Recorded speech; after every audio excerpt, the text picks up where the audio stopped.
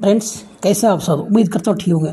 दोस्तों, आज के वीडियो में हम ईरान, अमेरिका और इजराइल के युद्ध के बारे में थोड़ी समीक्षा करेंगे और हम भारत के प्रमुख जो एलपीजी का संकट उसके बारे में बात करेंगे।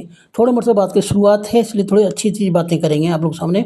और अगर आप वीडियो पहली बार देख रहे हैं तो हमारे वीडियो को लाइक कीजिएगा और हमारे चैनल को सब्सक्राइब कीजिए। चलिए स्टार्ट करते हैं। दोस्तों, ईरान और अमेरिका का जो युद्ध है ये 28 फरवरी से शुरू हुआ था। अमेरिका, इजराइल और ईरान के बीच एक प्रमुख संघर्ष है।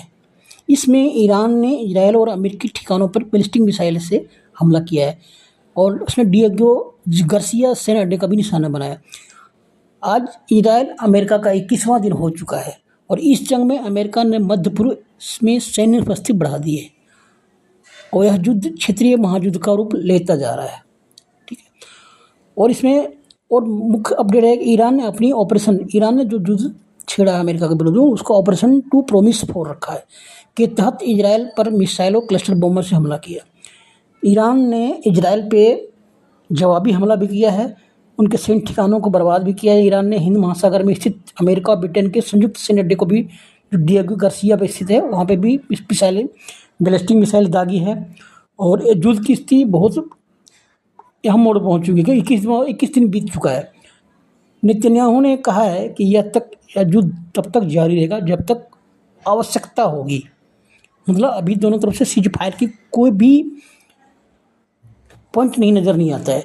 अमेरिका ने भी अपने क्षेत्र में अपनी सैन्य ताकत बढ़ा दिया और 3 अलग और युद्धपोत और लगभग 25,000 अतिरिक्त मरीन सैनिक तैनात कर दिए हैं।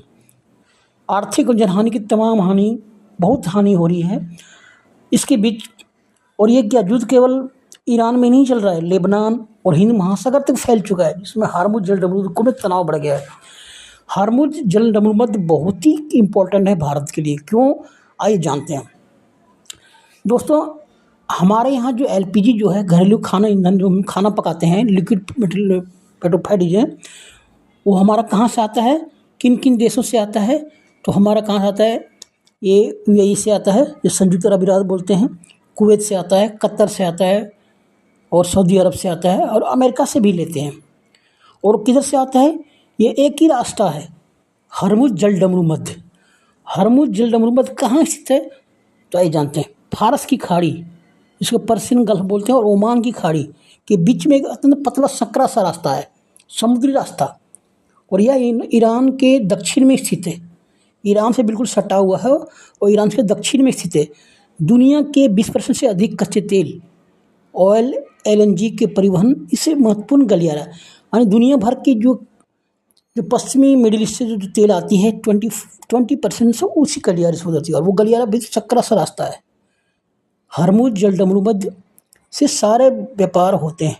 कौन सा व्यापार? जो तेल मंगाए जाते हैं, सब व्यापार नहीं। जो तेल के, जो हमारे मेन तेल जो मिडिल ईस्ट से जाते हैं, जैसे ओमान की खाड़ी, फारस खाड़ी, ईरान, सब ये क्या बोलते हैं, संयुक्त अरब अमीरात, सारा उससे जुड़ा हुआ है। यानी वही रास्ता है जिधर से हमारे भारत में तेल, कच्चे तेल, पेट्रोल, डीजल जो भी सब उधर से आता है। यह जलमार्ग उत्तर में ईरान और दक्षिण में ओमान तथा संयुक्त अरब अमीरात के बीच में स्थित है। यह दुनिया का एकमात्र समुद्री मार्ग है जो तेल समृद्ध फारस की खाड़ी को सीधे समुद्री अरब सागर से जोड़ता है। ऊर्जा आपूर्ति, यानी दुनिया में ऊर्जा आपूर्ति का लगभग 20% से 30% हिस्सा इसी रास्ते से गुजरता है।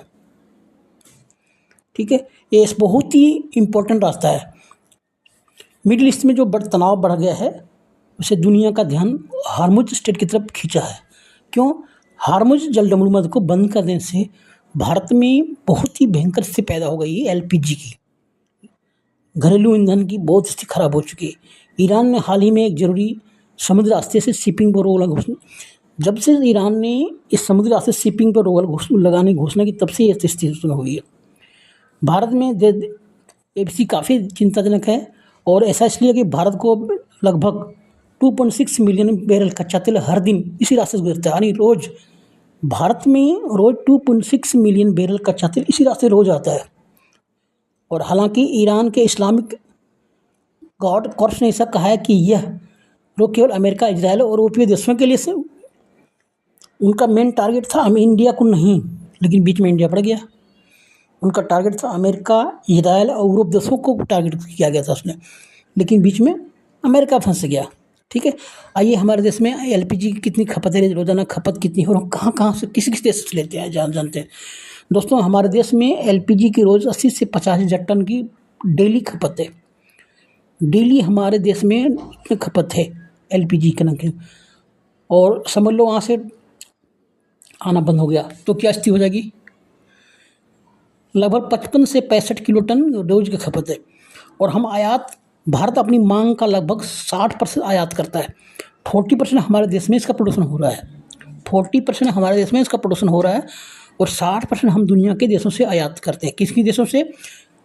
कुवैत से, सऊदी अरब से, कतर से और संयुक्त अरब अमीरात से और अमेरिका से। 5 देश से हम अपनी 60% आपूर्ति करते हैं। हम एलपीजी किस किस देश से लेते हैं? तो पहले कतर से 9.9 बिलियन लेते हैं, सबसे ज़्यादा लेते हैं कतर से। उसके बाद यूनाइटेड अरब अमीरात, संयुक्त राज्य अमेरिका से 7.51 बिलियन लेते हैं। सऊदी अरब से 2.4 बिलियन लेते हैं और यूएसए से 2.35 बिलियन लेते हैं। कुवैत से 2.33 बिलियन लेते हैं। सबसे ज़्यादा हम कतर से लेते हैं। कतर से भारत अपनी कुल एलपीजी मांग का लगभग 60% हिस्सा विदेशों से आयात करता है। तो इस चीज़ से चिंताजनक हो ही जाएगी, है ना। तो दोस्तों, वीडियो कैसे लगा मुझे कमेंट जरूर बताएगा। तो फिर मैं आपके लिए और सारा अपडेट लेकर आऊँगा आपके लिए। थैंक यू, मिलते हैं अगली वीडियो में।